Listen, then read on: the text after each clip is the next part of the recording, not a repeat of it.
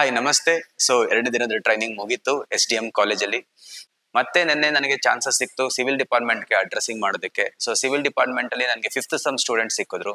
ಅವ್ರ ಜೊತೆ almost 1 hour ನಾವು ಡಿಸ್ಕಷನ್ಸ್ ನ ಮಾಡಿದ್ವಿ.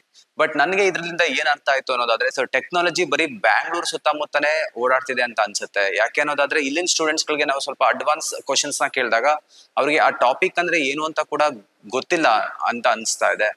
ಸೊ ಇದರಿಂದ ಕಾಂಪಿಟೇಷನ್ ಲೆವೆಲ್ ಅಲ್ಲೇ ಕಿಲ್ ಆಗ್ಬಿಡುತ್ತೆ. ಇನಿಷಿಯಲ್ ಲೆವೆಲ್ ಅಲ್ಲಿ ಅಲ್ಲೇ ಕಿಲ್ ಆಗ್ಬಿಡುತ್ತೆ. ಯಾಕೆಂದ್ರೆ ಯಾವುದೇ MNC ಬೇಸ್ಡ್ ಕಂಪನಿ ಅಂತ ಬೆಂಗಳೂರು ಕಡೆ ಅವ್ರು ಕೆಲಸ ಹುಡ್ಕೊಂಡ್ ಬಂದಾಗ ಒಂದು ಅಡ್ವಾನ್ಸ್ ಟಾಪಿಕ್ ಅಂತ ಏನಾದ್ರು ಕ್ವಶನ್ಸ್ ಕೇಳಿದಾಗ ಅವ್ರಿಗೆ ಆನ್ಸರ್ ಮಾಡಕ್ ಆಗಿಲ್ಲ ಅನ್ನೋದಾದ್ರೆ, ಸೊ ಅಲ್ಲಿ ಅವ್ರಿಗೆ ಆಪರ್ಚುನಿಟಿ ಕಳ್ಕೊಂಡ್ಬಿಡ್ತಾರೆ.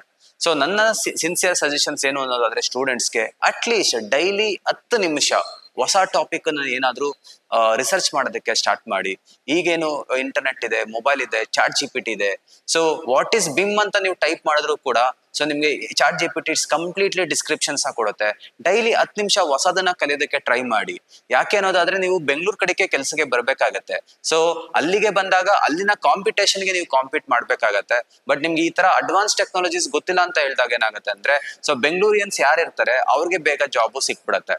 ಬಟ್ ಬೇರೆ ರಾಜ್ಯಗಳಲ್ಲಿ ನಾನು ಥಿಂಕ್ ಮಾಡೋದಾದ್ರೆ ಅಥವಾ ಬೇರೆ ರಾಜ್ಯಗಳಿಂದ ಬಂದಿರೋದನ್ನ ನೋಡೋದಾದ್ರೆ, ಅವರು ಅಪ್ ಟು ಡೇಟ್ ಇರ್ತಾರೆ. ಆಕ್ಚುಲಿ ಸಾಫ್ಟ್ವೇರ್ ಎಲ್ಲ ಇರ್ಬೋದು ಅಥವಾ ಟೆಕ್ನಾಲಜಿ ವೈಸ್ ಇರ್ಬೋದು, ಅಪ್ ಟು ಡೇಟ್ ಇರ್ತಾರೆ.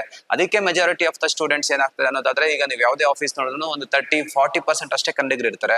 ಮಿಕ್ಕಿರೋ 20-60% ಆಫ್ ದ ಪೀಪಲ್ ಬಂದು ಎಲ್ಲ ಶಫಲ್ಡ್ ಸ್ಟೇಟ್ ಗಳಿಂದ ಬಂದಿರ್ತಾರೆ. ಯಾಕೆ ನಮ್ಗೆ ಜಾಬ್ ಆಪರ್ಚುನಿಟೀಸ್ ಕಮ್ಮಿ ಆಗ್ತಾ ಇದೆ ಅಂತ ಹೇಳೋದಾದ್ರೆ, ಸೊ ನಾವು ಕೂಡ ಕಾಂಪಿಟೇಷನ್ಸ್ ಮಾಡ್ತಾ ಇಲ್ಲ ಟೆಕ್ನಾಲಜಿ ವೈಸ್. ಸೊ ಇದು ನಾನು ಏನು ಈ ಕಾಲೇಜಲ್ಲಿ ಬಂದಾಗ ಕೆಲವೊಂದು ಸ್ಟೂಡೆಂಟ್ಸ್ ಗಳ ಜೊತೆ ಮಾತಾಡಿದಾಗ ನನಗೆ ಅರ್ಥ ಆಗಿದ್ದು ಇಷ್ಟೇ. ಸೊ ದಯವಿಟ್ಟು ನಾನು ನಿಮ್ಗೆ ಹೇಳೋದೇನು ಅನ್ನೋದಾದ್ರೆ, ಕಾಲೇಜಲ್ಲಿ more focusing on the fundamentals. ನಿಮ್ಗೆ ಏನು ಗೊತ್ತಿಲ್ದಿರೋದ್ರಿಂದ ಸ್ವಲ್ಪ ಸ್ವಲ್ಪ ಗೊತ್ತು ಅನ್ನೋ ಸ್ಟೇಜ್ಗೆ ಕರ್ಕೊಂಡ್ ಬಂದು ನಿಲ್ಲಿಸ್ತಾರೆ. ಬಟ್ ಇನ್ನು ಅದನ್ನ ಇಟ್ಕೊಂಡು ನೀವ್ ಏನ್ ಮಾಡ್ಬೇಕಾಗತ್ತೆ, ಮುಂದಿನ ರಿಸರ್ಚ್ ಮಾಡಿ ಇನ್ಫಾರ್ಮೇಶನ್ ನ ಕಲೆಕ್ಟ್ ಮಾಡ್ಬೇಕಾಗತ್ತೆ. ಇದು ನನ್ನ ಒಂದು ರಿಕ್ವೆಸ್ಟ್.